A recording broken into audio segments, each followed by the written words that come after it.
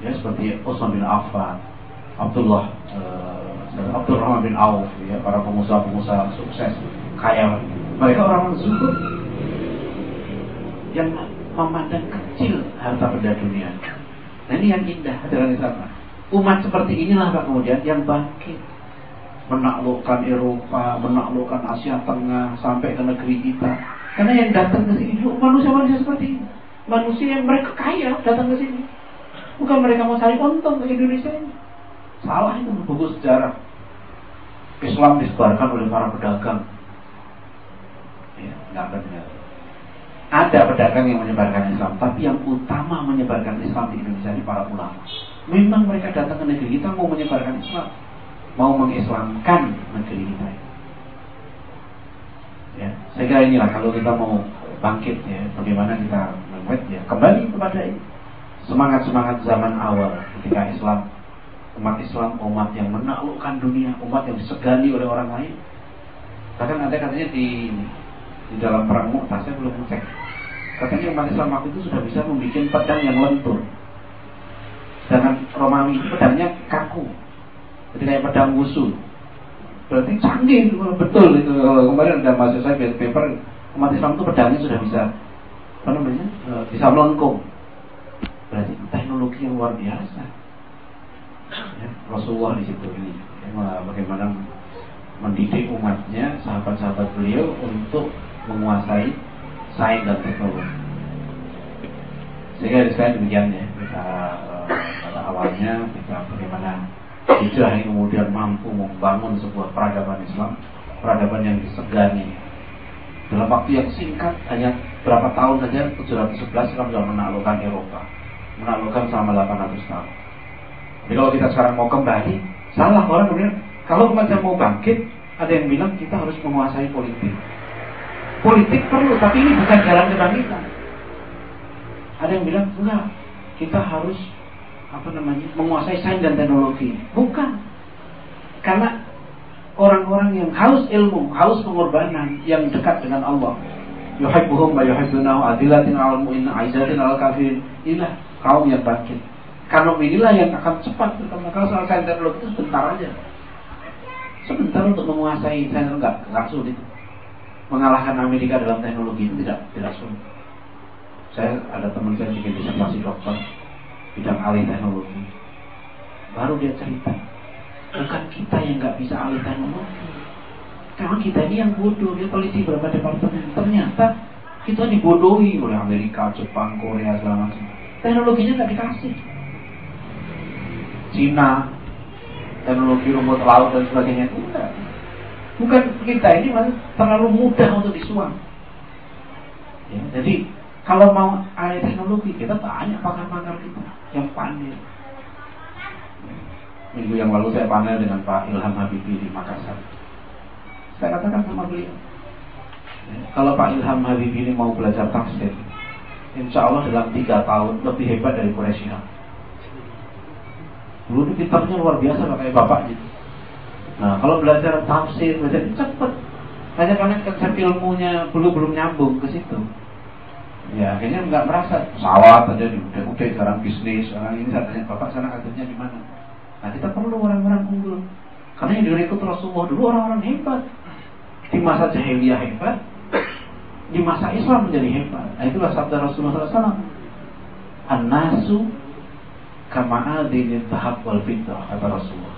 An-nasu ma'adinun kama'adinil dhahab wal fiddah. Kata Rasulullah, manusia itu barang tambang seperti emas dan perak. Khiyarukum fil jahiliyah, khiyarukum fil Islam idza faqih. Siapa yang di zaman jahiliyah terbaik, ketika dia masuk Islam dia akan menjadi yang terbaik. Kalau dia faqih fikih. Nah, itu syaratnya. Jadi kalau di masa jahiliyah dia jenderal, ketika dia muslim, dia akan jadi jenderal. Seperti Khalid bin Walid, ya kan, Umar bin Khattab, Amr bin As, jenderal. Siapa yang di masa jahiliyahnya cerdas, ya, pintar, memang dia emas. Nah, kita perlu. Itulah yang Rasulullah ini, Masya Allah, kalau kita lihat yang dibawa Rasulullah, kader-kadernya ini kelas dunia. Yang datang ke negeri kita pun juga sama. Bahkan ada satu buku yang dari Profesor Naif Alatas itu menggambarkan dalam bukunya Historical Fact and Fiction. Beliau menduga Islam sudah masuk ke Indonesia itu di zaman Nabi. Karena perhitungan beliau, Rasulullah itu pasti tahu wilayah. Tidak mungkin, karena sebelum Rasul pun pedagang Arab itu sudah menguasai daerah ini. Produk yang paling terkenal di Asia Tenggara ini waktu itu adalah kapur, kafuro, makanya masuk dalam Quran. Kafuro, dan kapur yang terbaik itu dari Barus. Barus itu daerah Sumatera, namanya kapur Barus.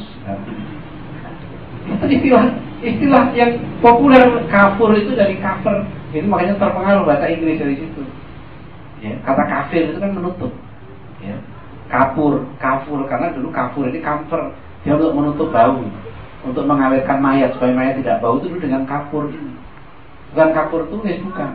Ya, kamfer, kafuro di situ. Makanya bahasa Inggris juga to cover, menutup. Ya, itu pengaruh dari Sumatera, kafur, produk itu. Dan di sini makanya di zaman Sayyidina Utsman pun sudah ada pertukaran duta besar antara dinasti Tang di Cina dengan pemerintahan Utsman bin Affan.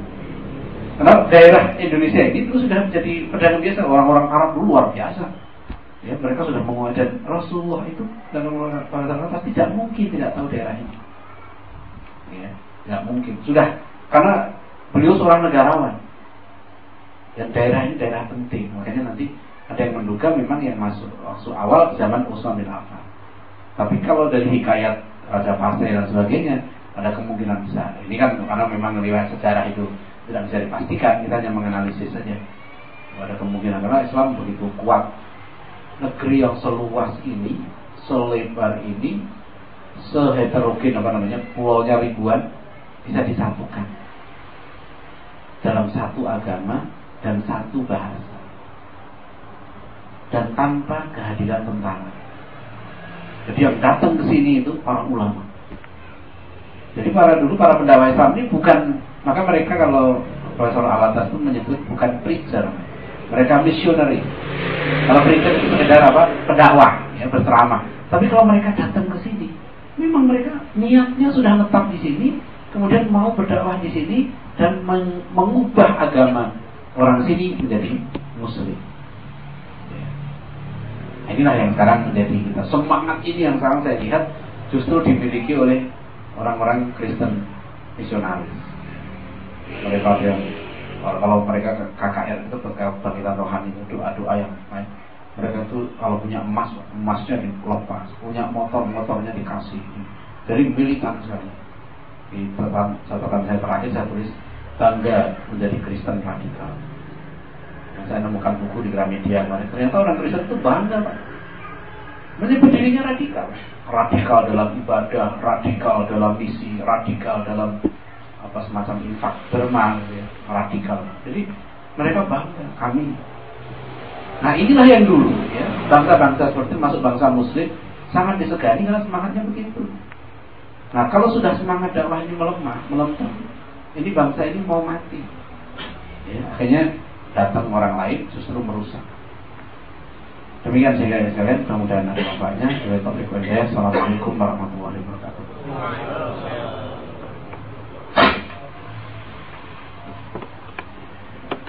Baik, jazakallahu khairan katsir. Terima kasih kepada Dr. Adi Husaini yang sudah panjang lebar menjelaskan kepada kita tentang hijrah dan kebangkitan umat, ya. Mudah-mudahan yang beliau sampaikan bisa menambah ilmu kita dan bisa tentunya menyemangati kita untuk terus menjadi muslim-muslim yang lebih baik. Baiklah jamaah yang dirahmati Allah, kita buka sesi tanya jawab. Jika ada yang ingin bertanya, kami persilakan.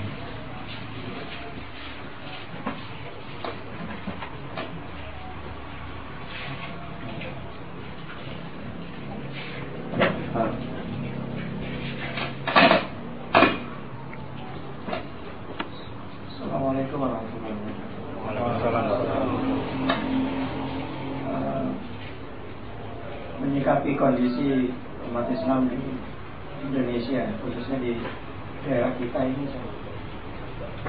apakah memang ada perbedaan struktur otak ya antara orang Indonesia dengan orang luar negeri? kalau mereka itu memiliki semangat untuk